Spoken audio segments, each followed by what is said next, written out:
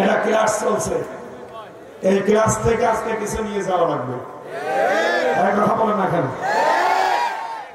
আমি সিল দিয়েই গেলাম, আপনি শুনিয়েই বাড়ি চলে গেলেন, কিছু যাওয়ার সময় নিতে পারলেন না। এরকম মাহফিল প্রতি বছরে 10টা দিলেও লাভ নেই। আপনি অন্তত ক্লাস থেকে কিছু নিয়ে দেন। কথা বলেন না কেন? প্রথম নাম্বারে জাহান্নাম নামে যে দরজা, এই দরজা দিয়ে তারা ঢুকবে যাদের 2টা গুণ আছে। আপনি মিলান তো, বাংলাদেশে এই গুণের মানুষ নেই। যারা সীমা লঙ্ঘন করেন আর যারা অস্বীকার করেন। নবীজি বলেন, কুল্লু উম্মতি ইয়াদখুলুনাল জান্নাহ ইল্লা মান আবা, আমার প্রতিটি উম্মত জান্নাতে যাবে, তবে আবা ছাড়া। সাহাবী বলেন, ইলা ইয়া রাসূলুল্লাহ মান আবা? আবা কি? নবীজি বললেন, মান আতানি দাখালাল জান্নাহ ওয়া মান আসানি ফাকাদ আবা। যে লোকটা আমাকে অনুসরণ করে সেই লোকটা জান্নাতে যাবে আমার সাথে, আর যে লোকটা আমার অবাধ্য সেই আবা, সে জাহান্নামে যাবে। তার মানে এখান থেকে প্রমাণ পেলাম, অস্বীকার করা মানে রাসূলের আদর্শকে অস্বীকার করা। হ্যাঁ, কথা বলে না কেন? এবার নিজের সাথে মিলান আপনার আদর্শকে। এবার আমি জানি আপনার মন খারাপ হবে। যে সূরাটা পড়লাম, সূরার নাম তাহা। সূরার নাম কি? এটা নবীজির নাম। পড়া কোরআনে আল্লাহ এরকম নবীর নাম দিয়েছেন 99টা। কয়টা? বিশেষ নাম আছে 7টা। কয়টা? তার ভেতরে তাহা একটা। আল্লাহ ডাক দিয়েছেন তাহা, ইয়াসিন, মুজাম্মিল, মুদ্দাসসির, আহমদ, মোহাম্মদ, আব্দুল বা আব্দুল্লাহ। কয়টা? 7টা। বলেন বলেন। আরো আনুষঙ্গিক নাম আপনি পাবেন। ওই যে সূরা আহজাবের 44, 45, 46 নম্বর আয়াতে আছে, রব্বুল আলামিন ওখানে 5টা নামে নবীকে ডাক দিয়েছেন। ইন্না আরসালনাকা শাহিদাও ওয়া মুবাশশিরাও ওয়া নাযীরা ওয়া দাঈয়ান ইলাল্লাহি বিইযনিহি ওয়া সিরাজাম মুনীরা। বলেন আল্লাহু আকবার। তাহলে নবীর নাম আমরা প্রথম পেয়েছি তাহা। কি পেয়েছি? আরো জোরে বলে। এই নামে আল্লাহ তার নবীকে ডাক দিয়েছেন, সেই সূরা থেকে পড়লাম। তাহলে বিশ্ব নবী বাদ দিয়ে যারা অন্য কারো আদর্শকে গ্রহণ করেছেন, আপনি অস্বীকারী। আমার কথা বোঝা গেছে? সুতরাং এখনই আপনাকে পাল্টাতে হবে, এখন। কারণ আমি আমার জেলার লোক যে জাহান্নামে যেতে দিতে চাই না। আমি দেখতে পাচ্ছি কোরআনের আয়াতের এই চোখে লাগিয়ে, সূরা হাদীদ 28 নম্বর আয়াত, ইয়া আইয়ুহাল্লাযীনা আমানুত্তাকুল্লাহা ওয়া আমিনু বিরাসূলিহি। এই যে ওয়া আমিনু বিরাসূলিহি আয়াতের ব্যাখ্যা যত মুফাসসির আছে সবাই একমত যে রাসূলের আনুগত্য করা, রাসূলের আদর্শ বাদ দিয়ে অন্য কাউকে মানা যাবে না।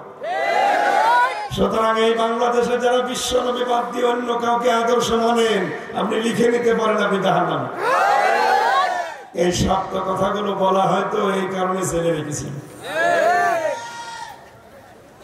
আমি যদি এই কথা বলতাম, আয়াত গোপন করে যে যার ভালো লাগে যা তাই করেন, কিয়ামতে আমি আজকে অসুবিধা নেই। কি কথা বলেন না কেন? আমার ছেলে না, সরকারি চাকরি দিয়ে দিত। আমার ধরার পরের দিনই ওরা বলেছিল, যা যা বলতে বলছি এইগুলো শুধু ম্যাজিস্ট্রেটের কাছে যে বলবেন, তাহলে আপনাকে বিশ্ববিদ্যালয়ে ওলামা লীগের সেক্রেটারি বানাবে। ওই শয়তানি সেক্রেটারি আমার কোনো দরকার নেই।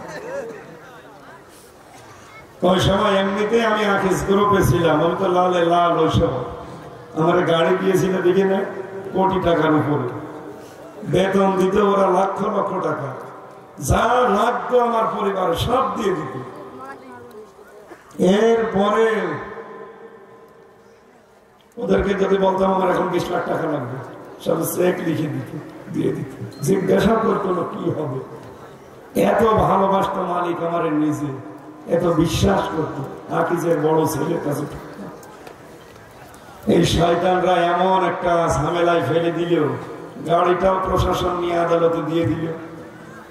আর আমার ধরার পরের দিনই আমার বাপরে বললো যে 50টা মামলা দেব, এক্ষুনি 10 লাখ টাকা নিয়ে আসেন। বাবা তো গ্রাম্য মানুষ, ও ভয়তে মনে করছে একটা ছেলে মেরে ফেলবে, তাড়াতাড়ি করে শেষ বেশ করে টাকা নিয়ে গেছে। শয়তানরা কি কথা ঠিক রেখেছে, টাকাও নিয়েছে, পরের দিন মামলাও দিয়েছে। এই যে কথাটা শক্ত ভাবে বললাম, এটাকে আমার বানানো কথা।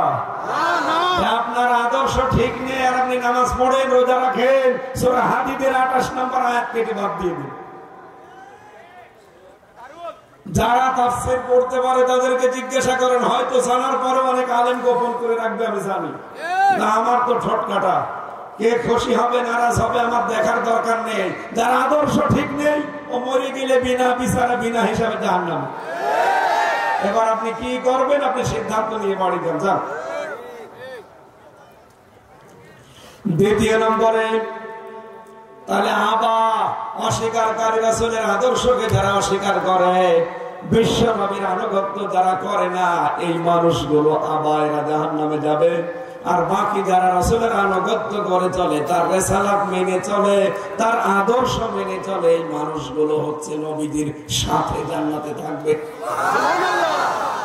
দ্বিতীয় নম্বর, জাহান্নামের দরজার নাম পেয়েছি লাযা। কি বললাম? নাম শুনেছেন কোনদিন? এত কঠিন এই দরজাটা। সূরা মাআরিজের 15 নম্বর আয়াতে আছে, ভালো করে মিলাবেন। কাল্লা ইন্নাহা লাযা। আল্লাহ পাক বলেন দরজাটা এত কঠিন, নাযাআতাল লিশাওয়া, এই দরজা দিয়ে ঢুকলে আগে চামড়া খসে পড়ে যাবে। আর কুষ্টিয়াবাসী, পৃথিবীতে এমন কোন ঘরের নাম শুনেছেন যেখানে গেলে চামড়া খসে যায়? না। আমি রিমান্ডে পেয়েছিলাম, নখ খসে যায়, ওই যে দেখালাম, চামড়াও খসায়। এই যে হাতের এই তালুর চামড়া আমি অনেককে দেখেছি, ওরা এখান থেকে ব্লেড দিয়ে কেটে দেয়, অথবা ওদের কাছে একটা আলাদা মেশিন আছে, এখানে কেটে দেওয়ার পরে একটু ফাঁকা হয়ে যায়, ওটা একটা প্লাস আছে এক ধরনের, ওটা টান দেয়, এক টানে হাতের পোড়াটা উঠে যায়, তারপর টান দেওয়া লাগে। দিয়ে জানিয়েছেন, বান্দারা যদি কেউ লাজায় আসে, ও দরজা দিয়ে ঢুকতে দেরি, সঙ্গে সঙ্গে পুরা শরীরের চামড়া খুশি যাবে। কাদেরকে এই দরজা ডাকবে জানো? আমি তো আয়াতটা পড়ার পরে দেখি বাংলাদেশে হাজার হাজার মানুষ দৌড়াচ্ছে।